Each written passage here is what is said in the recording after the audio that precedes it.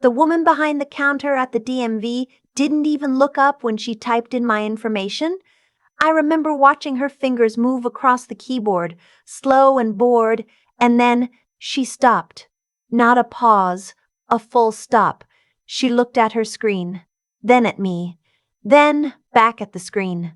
And before I could ask what was wrong, she picked up the phone on her desk and said very quietly, "I need a supervisor up front. Right now." I was 31 years old. I was just trying to renew my driver's license. My stepfather used to say I was born wrong. Not in those exact words. He was smarter than that, but that's what he meant every time he looked at me like I was something he tracked in on the bottom of his shoe. Growing up, he never called me by my name if he could avoid it. It was always her or the girl, or when he was in a particularly foul mood, just a long, pointed silence that told me to get out of whatever room he was in. My mom wasn't cruel. She was just absent. Not physically. She was there every morning, making coffee, there every night, watching TV. But somewhere along the way, she had decided that keeping the peace with him mattered more than anything else, including me. So she smiled and smoothed things over and pretended not to notice when he told me I wasn't worth the electricity it cost to keep my bedroom light on. I left at 19. Not kicked out, technically, but he made it clear enough that staying was no longer an option. I took 2 garbage bags of clothes and a box of books, and I drove to Raleigh because I knew someone there who could let me sleep on their couch for 3 weeks. That was my plan. 3 weeks and a prayer. That was 12 years before the woman at the DMV stopped typing and picked up the phone. By the time the supervisor came out, a tired-looking man in his 50s who introduced himself as Mr. Paulson, I had already started to feel that specific low-grade panic you get when you don't know what you did wrong but you're pretty sure someone thinks you did something. Mr. Paulson asked me to come with him, not into a back office, into a separate room, the kind with a door that closed. He was very careful with his words. He told me there was a flag on my Social Security number. He told me it was a federal flag, not a state one, and that he was required by law to contact a specific agency when this particular flag appeared. He told me he wasn't at liberty to explain more than that. I asked him if I was in trouble. He said, "Ma'am, I genuinely don't know." They kept me in that room for 45 minutes. There was a bottle of water on the table that I didn't touch. I kept thinking about the most mundane things, that I had laundry in the dryer at home, that I was supposed to call my friend back about dinner on Saturday, that my parking meter was going to expire. Normal life stuff. The kind of thoughts your brain throws at you when it's trying very hard not to process something bigger. When the door opened again, it wasn't Mr. Paulson. It was a woman in a dark blazer who showed me a badge and told me her name was Special Agent Torres. She sat down across from me, put a folder on the table between us, and said, "Before I say anything else, I want you to know that you are not under arrest and you are not suspected of any crime. Do you understand?" I said I did. My voice came out steadier than I expected. She opened the folder. There was a photograph inside, a printed color photo of a little girl, maybe 3 years old, with light brown hair and a gap between her front teeth. She was sitting on someone's lap. You could tell whoever was holding her was cut out of the frame. "Do you recognize this child?" Agent Torres asked. I looked at the photo for a long time. The gap in the teeth was familiar in the way that dreams are familiar, like you've seen it before, but you can't place where or when. "No," I said. "I don't think so." She nodded, like that was the answer she expected. Then she said, "Your Social Security number belongs to a child named Bethany Aldine Marsh. Bethany was reported missing from Knoxville, Tennessee in 1994. She was 3 years old. I was born in 1993. I would have been 3 in 1996. The math didn't work. And then, slowly, it did. I want to tell you I handled that moment with some kind of grace. I didn't. I sat there and I said, okay, about 4 times in a row, like the word had become the only thing my mouth knew how to form. Agent Torres waited. She didn't rush me. She just let me sit there and say, okay, until I ran out of it. Here is what she told me, piece by piece, over the next 2 hours. Bethany Aldine Marsh had been taken from a park in Knoxville in the summer of 1994. Her parents, both of them still living, still in Tennessee, had never stopped looking for her. Her case was in the National Center for Missing and Exploited Children database. It had been there for 28 years. A flag had been placed on her Social Security number in 1997, which is why, the moment anyone ran it through a government system, an alert went to a federal database. The person who had given me that Social Security number, the birth certificate with my name on it, the entire documented identity I had lived inside for 31 years, that trail led back to my stepfather. I had known he was capable of cruelty. I had not known he was capable of this. The drive home from the DMV that day is still blurry to me. I remember the interstate. I remember a truck with a lumber company logo on the side driving next to me for a long stretch. I remember pulling into my apartment parking lot and sitting in the car for probably 20 minutes before I could make myself go inside. Agent Torres had given me her card. She had also told me very gently that there were people who wanted to meet me, people who had my blood, my real last name, my original face in their photo albums, and that it was entirely my choice when and whether I was ready for that. She said that more than once, that it was my choice. My stepfather. I have to keep saying it that way because that's what he was, technically, on paper. He had married my mom when I was apparently 4 or 5 years old, though I now understood that timeline differently than I always had. I'd grown up calling him by his first name, Tanner, because he told me early on that he didn't want to be called anything else. I used to think that was because he didn't feel like my real dad. I was right about that, just not in the way I thought. The federal investigation moved faster than I expected. Agent Torres had told me these things take time, but within 6 weeks, she was calling me to say they had enough. Tana had used a fraudulent birth certificate obtained through a contact in a county clerk's office in Georgia. He had used my real identity, Bethany's identity, to claim a dependent on his tax returns for years. There was a financial trail. There was documentation.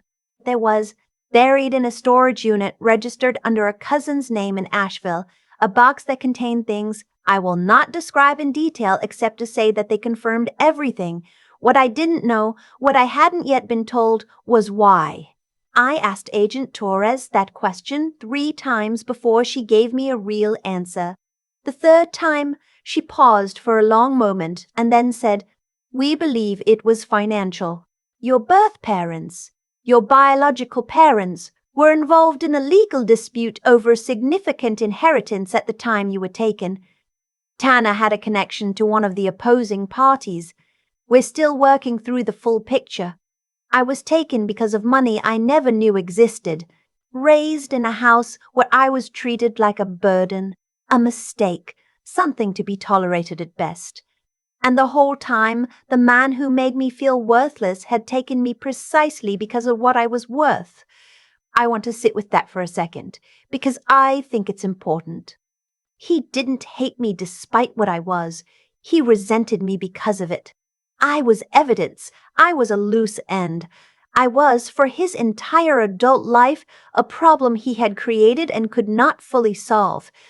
There is something almost clarifying about understanding that.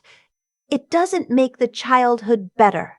It doesn't undo the years of being called a burden, being told I was expensive, being made to feel like my existence was an imposition. But it explains something about the specific texture of his cruelty, the way it always felt calculated rather than passionate, cold rather than hot. He wasn't angry at me. He was managing me. The first time I spoke to my biological mother on the phone, I cried before I could say hello. She cried too. She said my name, my original name, Bethany, and I flinched a little because it didn't feel like mine yet, and I wasn't sure it ever would. She said, "Take all the time you need, we're not going anywhere." Her voice sounded like someone who had practiced being patient for decades and had finally gotten to stop.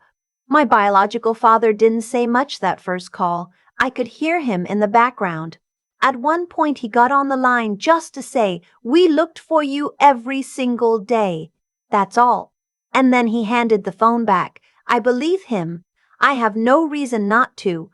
The legal process around Tanner took about 8 months from the first federal contact to the indictment. The charges included identity fraud, obstruction, conspiracy, and, because of the Social Security number usage across state lines over 3 decades, wire fraud. The kidnapping charge had no statute of limitations under federal law. That was the one that carried the most weight. His attorney tried a handful of arguments.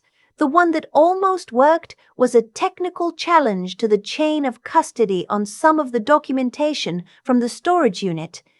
It nearly got that evidence suppressed, but the prosecution came back with something called constructive fraud doctrine. I learned a lot of legal terminology that year, which essentially argued that regardless of the technical challenge, Tanner had derived financial benefit from the fraudulent identity for decades, and that benefit could be clawed back.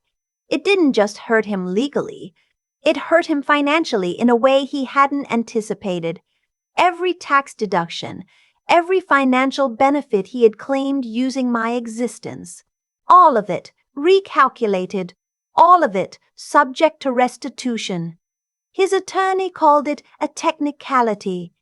The prosecutor called it accountability. There was a moment during the trial I was in the gallery, not on the stand, because I had already given my statement, where Tanner looked over at me. Just once. I don't know what he was looking for. I didn't look away. I didn't cry. I just looked back at him the way you look at something you are finally done being afraid of. He was convicted on all counts. Sentenced to 19 years. His wife, my mother, the woman who made coffee every morning and smoothed things over and decided not to see what was right in front of her, she was not charged. The prosecution determined she hadn't known the full truth, only pieces of it, and that what she had known she had buried so deep inside herself that proving criminal intent was unlikely. I don't know how I feel about that. Some days I think justice was served. Some days I think justice is a more complicated word than most people use it as. She tried to call me twice after the verdict. I didn't answer. I'm not ready for that conversation, and I may never be. That's also my choice. My biological parents. I'm still working on what to call them because biological parents is accurate and real parents feels like a statement I'm not ready to fully commit to, and their actual names feel too intimate to use until I know them better. They came to Raleigh in the spring. We met at a restaurant because Agent Torres had told me it was often easier to meet somewhere neutral the first time, somewhere you could leave if you needed to. I didn't need to leave. My mother. I'm going to call her that. I'm going to try. Ordered the same thing I ordered without seeing my menu. We both got the salmon. We both asked for the dressing on the side. She looked at me from across the table with this expression I didn't have a word for until later. And the word I landed on was recognition, like she was finding something she already knew. My father talked a lot. Nervous energy. He told me about the town in Tennessee, about the house I was born in, about a dog they'd had when I was small, whose name I apparently used to mispronounce in a specific way that used to make everyone laugh. He pulled out his phone and showed me photos. I was in some of them. A small, serious-faced kid in overalls, squinting into the sun. You always hated the light in your eyes, my mother said, watching me look at the photos. You used to put your hands up like this. She demonstrated. A small gesture, palms out, blocking the sun. I do that. I still do that. I do it every single day. There is a family I didn't know I had. Cousins in 4 states. A grandmother who was 83 and still sharp and who, I am told, lit a candle in her kitchen window every single night for 28 years. I haven't met her yet. I'm going to Tennessee in the fall. There is a name I was given before I was old enough to choose one. I don't know yet if I'll take it back formally. It feels like a decision that deserves more time than I've had. But sometimes, when I'm alone, I say it out loud, Bethany, just to hear what it sounds like in my own voice. It sounds like someone I'm still getting to know. What I know for certain is this. I spent 12 years in a house where I was made to feel like a mistake. I spent another 12 years trying to outrun that feeling, building a life in Raleigh, working as a lab technician, making friends, paying my own rent, being nobody's burden. I was proud of that life. I am still proud of it. But now I know that the feeling was a lie. Not mine. His. The shame he tried to give me was never mine to carry. It was his from the beginning, every single day. He built his whole life on what he stole from me. And he treated me like I was the problem. The woman at the DMV counter changed everything by doing her job. She stopped typing, picked up a phone, and without knowing it, she handed me back 28 years. I renewed my driver's license 3 months later. The name on it is the one I've had for 31 years. For now. It fits for now. But I know who I am. For the first time in my life, I know exactly who I am, and nobody gets to take that away from me again. I keep thinking about that candle. My grandmother, my real grandmother, a woman I didn't know existed until I was 31, lit one every single night for 28 years and put it in her kitchen window. Not because anyone told her to. Not because it would change anything. Just because she refused to stop believing I was out there somewhere. That kind of persistence doesn't come from nowhere. It comes from something deeper than hope. It comes from a decision you make every day, even when the evidence says you're wrong, even when the years pile up and the trail goes cold and everyone around you quietly moves on. She didn't move on. And I think about what it cost her to stay in that place, to keep choosing to believe, and I understand now that the people who loved me before I knew them were some of the strongest people I've ever encountered. Tanner built his entire life on a lie he thought was airtight. He was intelligent, in a narrow, tactical way. He covered his tracks. He used the right documents. He kept me close enough to control and far enough away to avoid real scrutiny. That kind of calculated thinking can look like intelligence from the outside. But real intelligence, the kind that actually serves you, is inseparable from honesty. You can't think clearly about the world if you're spending half your energy maintaining a version of it that isn't true. He spent 30 years managing a secret instead of building something real, and when it unraveled completely. Every financial benefit, every false claim, every paper trail, all of it came apart at once. The very thing he thought made him smart was what made his fall total. I spent a long time believing the story he told about me, that I was a burden, that I was expensive, that I was difficult and ungrateful and not worth the effort. I believed it in the way you believe things you hear so often. They stop sounding like opinions and start sounding like facts. What I understand now is that those words were never a description of me. They were a management strategy. He needed me to feel small so I wouldn't ask questions. He needed me ashamed so I wouldn't look too closely at the edges of my own life. The 12 years I spent in Raleigh after I left, working, building, paying my own rent, making my own choices, I did all of that while carrying shame that wasn't mine. And I did it anyway. I got up every day and I made something out of the life I had, even when I didn't fully understand what that life was. I don't say that to be proud. I say it because I think it matters to name what it takes to keep going when the foundation you're standing on turns out to be built wrong.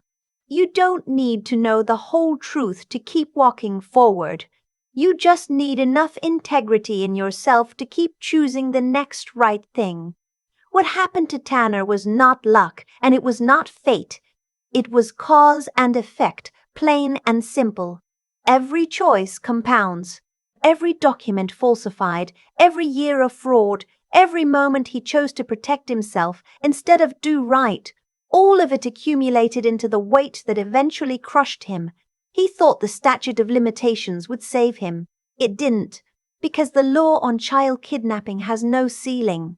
He thought distance and time would protect him. They didn't, because a single flag in a federal database waited patiently for 28 years. I am Bethany. I am also the person I built myself into before I knew that name. Both of those things are true, and I don't have to choose between them. That, I think, is the part worth keeping.